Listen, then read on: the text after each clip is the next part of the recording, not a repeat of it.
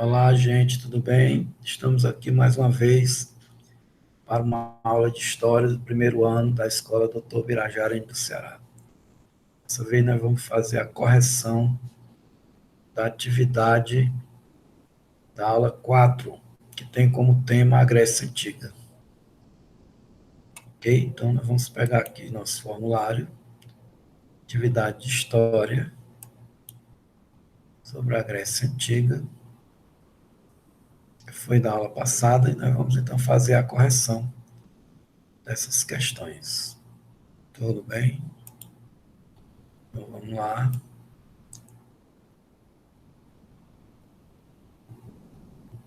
Temos aqui a primeira questão do Enem de 2015. Então, essa questão, ela fala assim: o que implica o sistema da polis é uma extraordinária preeminência da palavra sobre todos os outros instrumentos do poder. A palavra constitui o debate contraditório, a discussão, a argumentação e a polêmica. Torna-se a regra do jogo intelectual, assim como do jogo político. Vernon, J.P., As Origens do Pensamento Grego, Rio de Janeiro, Bertrand, 1992, adaptado. Na configuração política da democracia grega, em especial a ateniense, a ágora tinha por função. Então, vamos ver aqui as opções. Primeiramente, o que é uma ágora? A ágora era a praça principal que ficava em frente aos principais edifícios da Acrópole, que é a parte mais alta da cidade. Você tinha a Acrópole, que é o centro, é o coração da cidade, e ao redor surgiram então os bairros, né? Ou seja, as populações foram morar. E no centro principal da cidade tem o templo, tem os órgãos administrativos, os palácios, tem a ágora, que é onde as pessoas se reuniam para discutir os problemas da cidade e também para tomar resoluções, né? Porque no tempo da democracia grega, essa democracia ela era direta. E na democracia direta, os próprios cidadãos é quem tomavam as decisões. Então não havia, né, uma eleição de representantes e deputados, eram os próprios cidadãos que tomavam as decisões, se reuniam, né, na ágora, na praça principal. Ok? Então, aqui a gente pode ver, constituía o lugar onde o corpo de cidadãos se reuniu para deliberar sobre, né, vamos ver aqui a continuação da questão.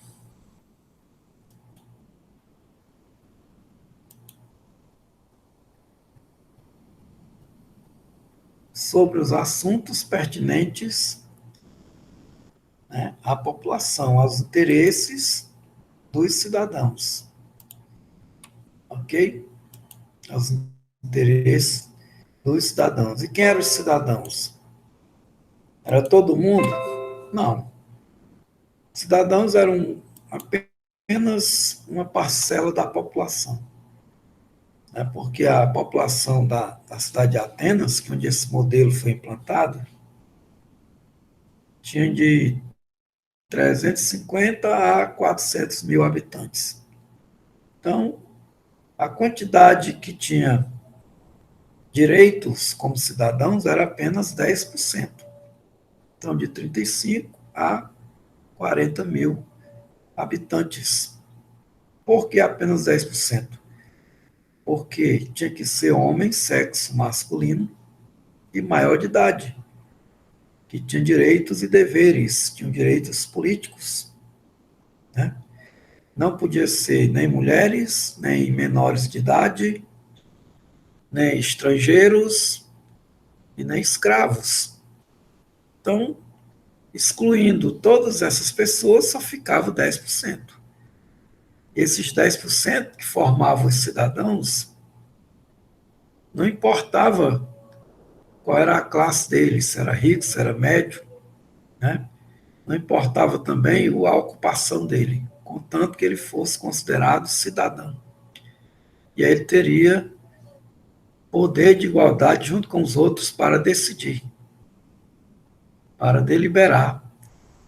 Na Ágora, onde ele se reuniu, era o lugar da reunião dos cidadãos para deliberar, para decidir sobre questões políticas, sobre leis, sobre nomeação de cargos, sobre a administração da cidade, sobre os impostos, sobre tudo isso. Ok? Aqui não tem a outra parte da questão, mas depois a gente vai tentar colocar aqui.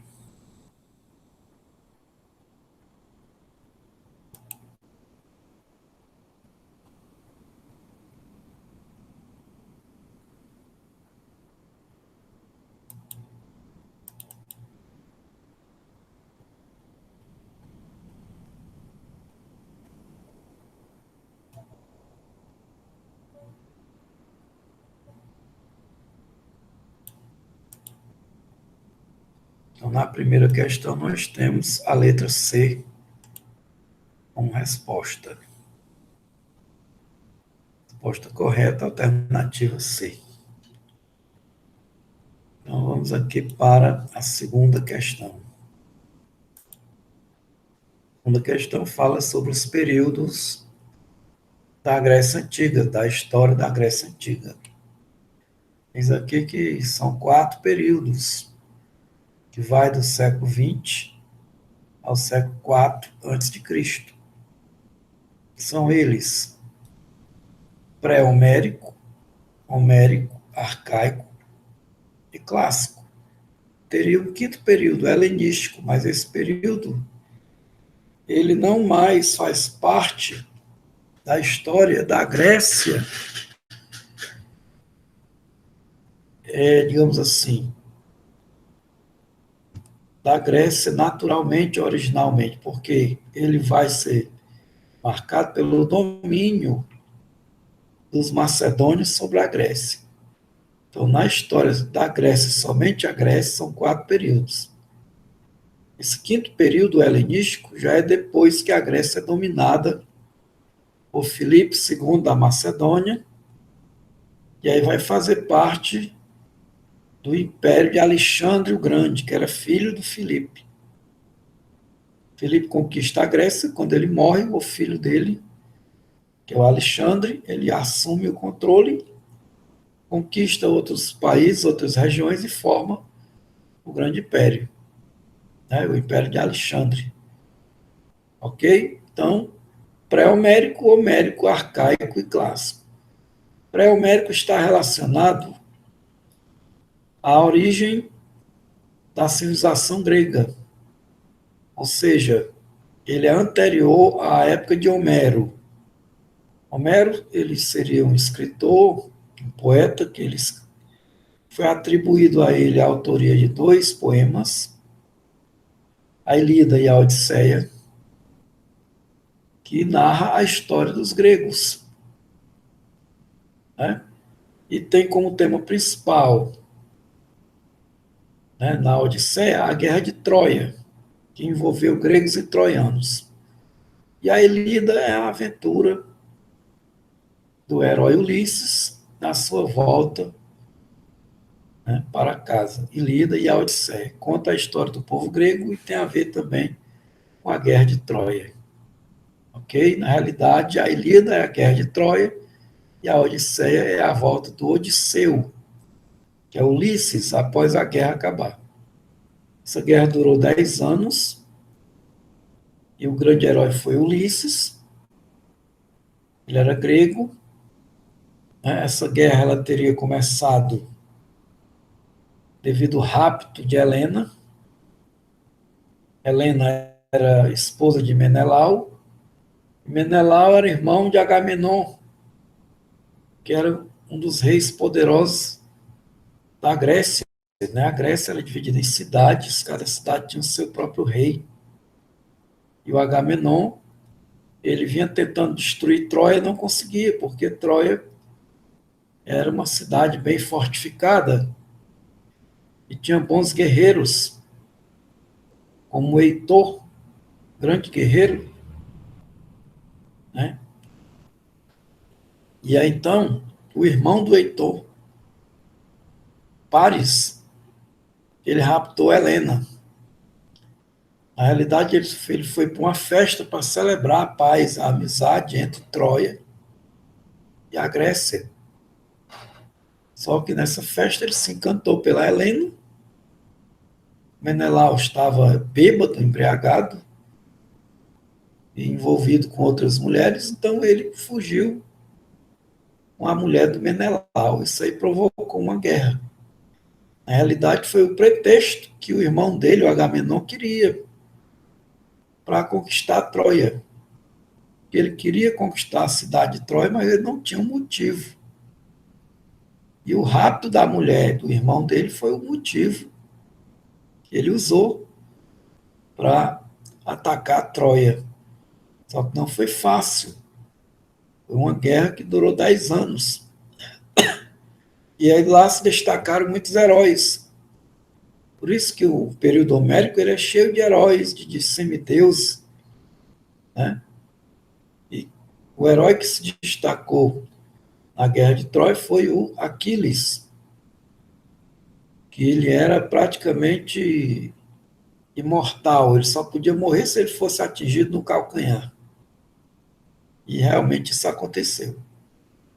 Né? E na guerra, então, ele sabia que poderia morrer, mas ele achou que valia a pena porque ele queria fama, queria glória, queria reconhecimento. Né? Então, ele partiu para a guerra. E já nos momentos finais da guerra, os gregos já quase perdendo, eles tiveram uma ideia. Ulisses teve uma ideia, foi pegar as madeiras que sobrou de alguns navios que foram destruídos e fez então um cavalo de madeira e simulou uma retirada dos soldados e deixou o cavalo na praia e mandou um recado para os troianos dizendo que aquele cavalo era um troféu em reconhecimento à derrota dos gregos e à vitória dos troianos na guerra. Os gregos se retiravam, iam embora. Na realidade, eles não foram embora, eles ficaram escondidos a uma certa distância. E a ideia deles era que os troianos aceitassem o presente e colocassem o cavalo para dentro das muralhas da cidade. Abrisse os portões e levasse o cavalo. Teria sido um presente dos gregos. Só que esse cavalo, ele era grande, gigante, e era oco, e dentro dele estava cheio de soldados. E os troianos, durante a noite, comemoraram, beberam muito, né, ficaram embriagados, dormiram, e de madrugada, umas horas lá, os soldados gregos que estavam dentro do cavalo de madeira, eles desceram por uma corda, abriram os portões da cidade e os outros gregos entraram e aí então destruíram a cidade, destruíram completamente Troia. Então está aí a ideia do cavalo de Troia, que é um presente grego. O presente grego ele não é bom, ele é ruim porque ele traz a destruição, ok? O período pré-homérico é antes disso, é quando não havia essas histórias, esses poemas, né? Esses romances, essas coisas aí de Homero, certo? É uma história baseada mais em vestígios deixados pelas civilizações micênicas, né? E troiana, minoica de Creta e Micenas, da região do Peloponeso, ok?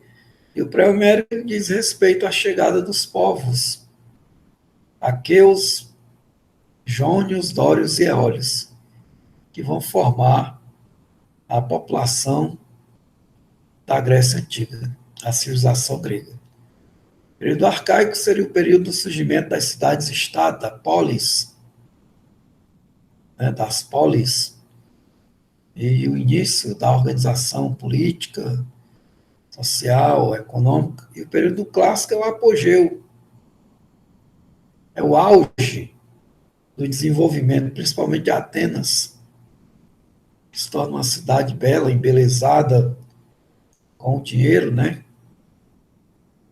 da Liga de Delos, e também onde vão ocorrer as guerras médicas e a guerra do Peloponeso. Portanto, aqui nós temos como opção correta a alternativa A. Ok? Bem, na terceira questão, nós temos, dentre os legados dos gregos da Antiguidade Clássica, que se mantém na vida contemporânea, podemos citar, né? Temos aqui as 5 opções, e a resposta correta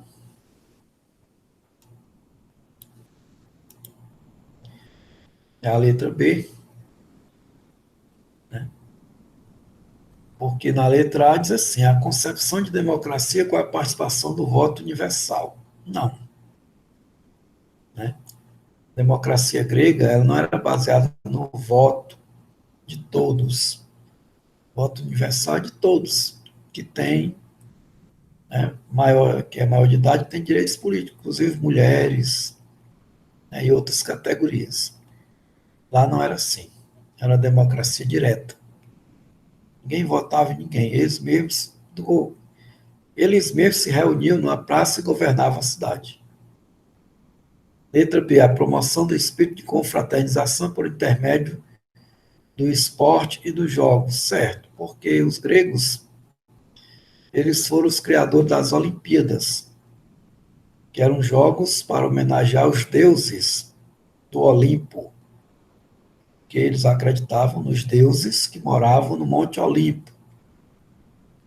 Então, surgiu como uma festa religiosa e se tornou as Olimpíadas.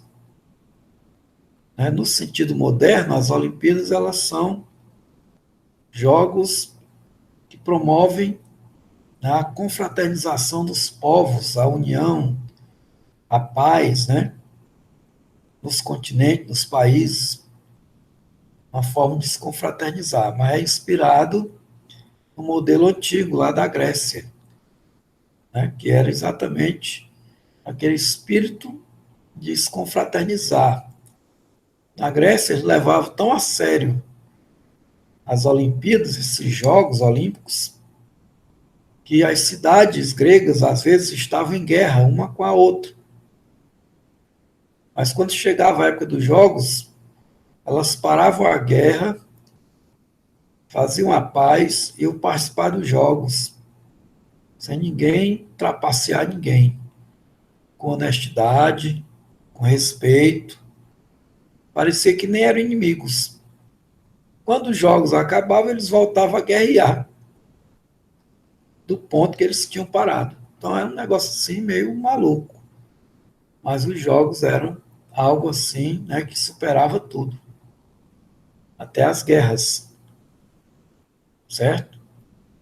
Então aqui a idealização, a valorização do trabalho manual não corresponde, né, ao que eles deixaram.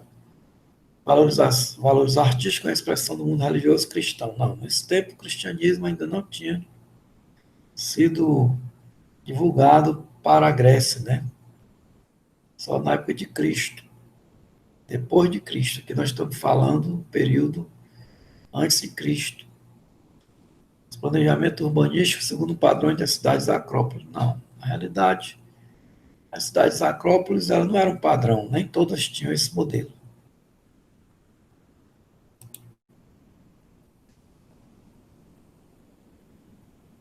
quarta questão, então aqui, na terceira é a letra B. Na quarta, a decadência da Grécia, que teve início a partir do século IV a.C., é explicada, entre outros fatores, pela... Vamos ver aqui qual é a resposta. A ausência de unidade política e pelas lutas entre as cidades. Exatamente. A Grécia, do ponto de vista político, não era um país único. Só era um país único do ponto de vista cultural. Porque a cultura era única. Era uma só cultura. Só idioma, né, as ideias, pensamento. Mas do ponto de vista dos governos, não havia unidade. Cada cidade tinha o seu próprio governo, porque a geografia da Grécia permitiu o isolamento. Lá é cheio de montanhas e vales, então as cidades geralmente ficavam nos vales e eram separadas das outras pelas montanhas. Então havia dificuldade de comunicação entre elas. Isso aí ocasionou que cada cidade passou a ter a sua própria vida, a sua própria organização política e econômica, né? Levando então a ideia de que a Grécia não era um só país, eram vários, porque cada cidade tinha a sua independência, eram cidades-estado. Cada cidade tinha o seu governo, tinha suas leis, seu modelo próprio, sua forma de governar, né? Então, muitas vezes, essas cidades elas se tornavam até rivais uma da outra, como é o caso de Esparta e Atenas, devido à grande diferença entre elas, né? Na política, na economia, na organização da sociedade, a cultura, né? O modo de pensar. Então, às vezes havia essas rivalidades por conta disso, que havia uma ausência de unidade política. Não era um rei só para governar todas as cidades. Cada cidade tinha seu próprio rei, e tinha sua própria política, tomava suas decisões independente das outras. Às vezes havia associações de cidades, mas nem todas conseguiam se unir, né? Nem todas se uniam, que havia fortes rivalidades entre elas. Então, aqui nós temos como resposta correta a alternativa A. Ok?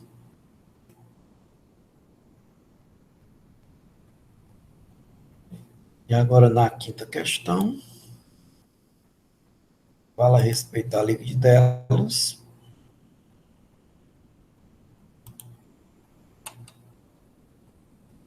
A respeito da Liga de Delos, que seria a base do imperialismo ateniense, podemos dizer corretamente: decorreu da aliança das cidades gregas e conversa contra a expansão macedônica? Não. Pretendia libertar algumas cidades gregas lideradas pela cidade de Delos, da dominação espartana? Não. Surgiu de um processo de sujeição ou de domínio exercido por Atenas para as demais da Liga? Não. Definia-se de modo como uma aliança militar, definia-se de início como uma aliança militar que previa autonomia para seus participantes, reservando a Atenas o comando das operações. Então, era uma aliança militar para arrecadar dinheiro, para manter um exército, uma força militar conjunta, para impedir novos ataques dos persas, né? Tinham ocorrido as guerras médicas, onde os persas, também chamados de medos, tinham dominado algumas colônias na Ásia Menor, bem próximo das colônias gregas. Então, essa expansão causou um choque, essa expansão territorial e militar. Então, a guerra foi inevitável, mas a Grécia levou a melhor, porque as cidades se uniram contra a Pérsia. E quando essa guerra acabou, Atenas, né, passou a liderar esse grupo de cidades que estavam unidas durante a guerra. Esse grupo permaneceu e aí, então, eles arrecadaram dinheiro. Como não teve guerra, Atenas investiu dinheiro na sua estrutura, na sua modernização, seus palácios, nas praças, na reforma da cidade, que não teve mais guerra. E como Atenas era a cidade que comandava as operações, ela foi beneficiada por isso. Ok? Por outro lado, Esparta organizou também uma associação de cidades, a Liga do Peloponeso, porque nem todas as cidades se submeteram a Atenas. Algumas tinham mais intimidade com Esparta, que era uma cidade guerreira. Então ficaram duas associações, uma comandada por Atenas, que era a Liga de Delos, e a outra comandada por Esparta, que era a Liga do Peloponeso. E essas duas ligas, mais tarde, elas vão entrar em guerra, em confronto. Né? Esses dois grupos, um liderado por Esparta e outro liderado por Atenas, e ocorre a vitória de Esparta, do seu grupo, né? Que domina toda a Grécia, mas logo em seguida, a cidade de Tebas derrota Esparta. Isso aí gera, então, uma fragilidade, uma vulnerabilidade, e Filipe da Macedônia se aproveita e conquista as cidades gregas e anexa ao seu império, né? Império da Macedônia, que vai ser herdado pelo seu filho, Alexandre Magno, também chamado de Alexandre o Grande, que vai formar um grande império, dominando regiões do Oriente, o Oriente Médio, o Egito, né? A Índia, várias regiões, forma um grande império. Mas ele morre jovem, com 33 anos, e esse império é dividido entre os seus três generais, né? Selêmaco, Teleuco e Ptolomeu. O império de Alexandre será dividido. E ele, por onde ele passava, ele dominava as cidades e rebatizava com o nome dele. Ou então fundava novas cidades, colocava o nome de Alexandria, sendo que a Alexandria mais famosa é a do Egito, né? Que lá tinha o farol de Alexandria, tinha uma grande biblioteca, né? Onde viveu a Cleópatra. Mais tarde ela vai se envolver com os governantes de Roma. Ok? Então aqui nós temos um resumo desse conteúdo, né?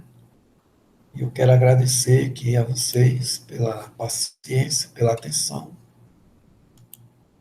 e até a próxima aula.